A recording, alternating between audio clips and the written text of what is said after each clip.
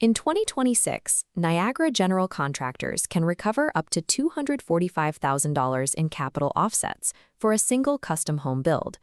Reaching that maximum recovery figure requires coordinating a specific sequence of federal, provincial, and municipal incentive programs.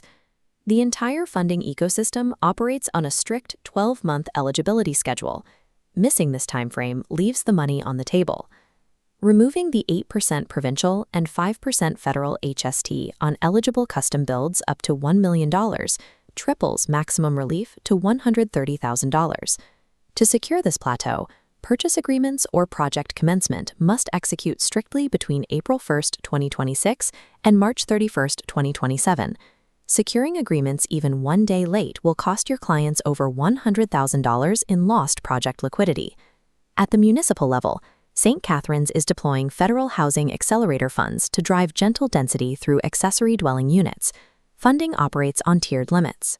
For detached exterior builds like garden suites or coach houses, the maximum grant hits $80,000. Because these local programs operate on a first-come, first-served basis, claims are heavily scrutinized. The most frequent reason for denial is the retroactive work rule. To secure that $80,000 grant, contractors must ensure zero demolition or construction begins before the city issues formal application approval.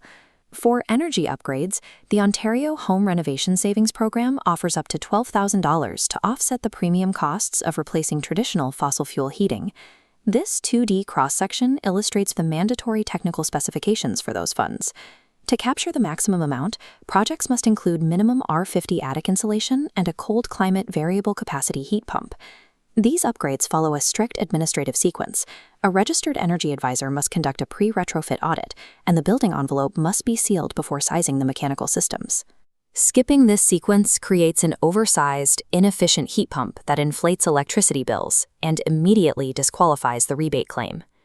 When you optimize for all of these rules, the financial model scales rapidly. Consider a $1.1 million custom home in St. Catharines that includes a detached garden suite and a high-efficiency heat pump. Demonstrating the stacking strategy, the enhanced HST relief adds a $130,000 block, followed by the $80,000 exterior ADU grant.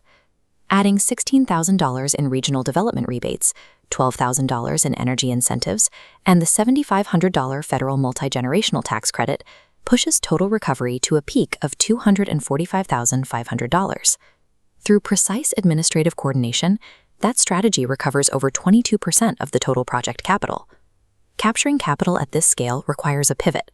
Builders must now function as incentive consultants for their clients.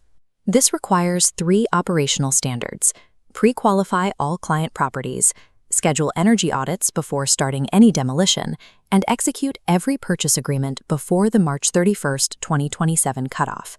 Proactive administrative oversight is the only way to secure these millions of dollars in total offsets before the eligibility window permanently closes.